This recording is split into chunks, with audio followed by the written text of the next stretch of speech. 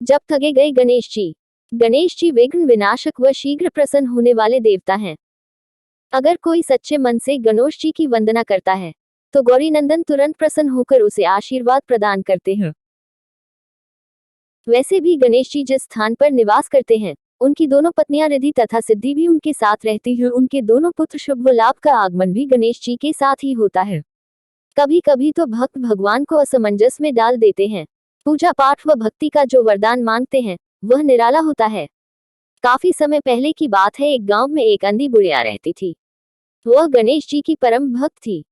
आंखों से भले ही दिखाई नहीं देता था, परंतु वह सुबह शाम गणेश जी की बंदगी में मग्न रहती। नित्य गणेश जी की प्रतिमा के आगे बैठकर उनकी स्तुति करती, भजन गाती व समाधि में लीन रहती।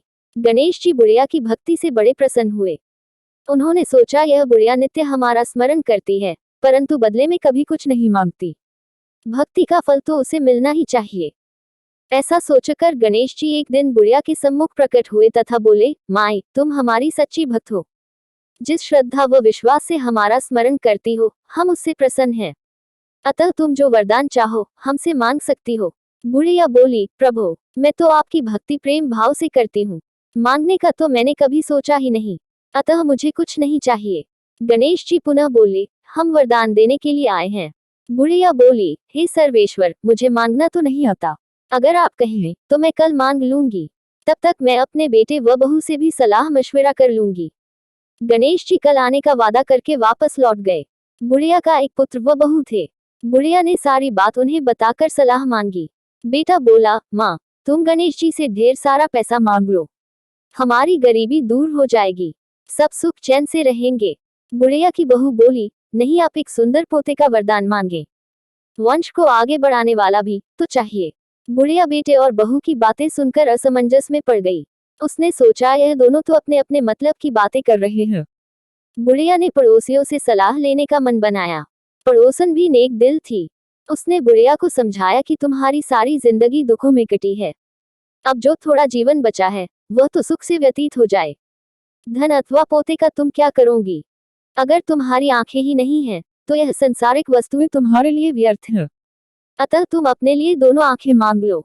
बुढ़िया घर लौट आई। बुढ़िया और भी सोच में पड़ गई। उसने सोचा, कुछ ऐसा मांग लूं जिससे मेरा, बहू व बेटे सबका भला हो। लेकिन ऐसा क्या हो सकता है? इसी उधेड़पुन में सारा दिन व्यतीत हो गया। बुढ़िया कभी कुछ मांगने का मन बनाती तो कभी कुछ, परंतु कुछ भी निर्धारित न कर सकी।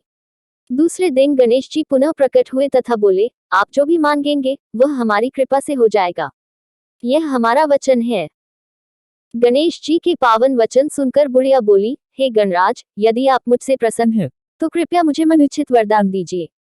मैं अपने पोते को सोने के गिलास में दूध पीते देखना चाहती हूँ। बुढ़िया की बातें सुनकर गणेश जी उसकी सादगी व सरलता पर मुस्कुरा दिए। बोले, तुमने तो मुझे ठग ही लिया है। मैंने तुम्हें एक वरदान मांगने के लिए बोला था, परंतु तुमने तो एक वरदान में ही सब कुछ मांग लिया। तुमने अपने लिए लंबी उम्र तथा दोनों आंखें मांग ली हैं। बेटे के लिए धन व बहू के लिए पोता भी मांग लिया। पोता होगा, ढेर सारा पैसा होगा, तभी तो वह सोने के गिलास में दूध पिएगा। पोते को देखने के लिए तुम जिंदा रहोगी, तभी तो देख पाओगी। अब देखने के लिए दो आंखें भी देनी ही पड़ेंगी। फिर भी वह बोले, जो तुमने मांगा वे सब सत्य होगा। यूं कहकर गणेश जी अंतर्ध्यान हो गए। कुछ समय पाकर गणेश जी की कृपा से बुढ़िया के घर पोता हुआ। बेटे का कारोबार चल निकला तथा बुढ़िया की आंखों की रोशनी वापस लौट आई। बुढ़िया अपने परिवार सहित सुखपूर्वक जीवन व्यतीत करने लगी।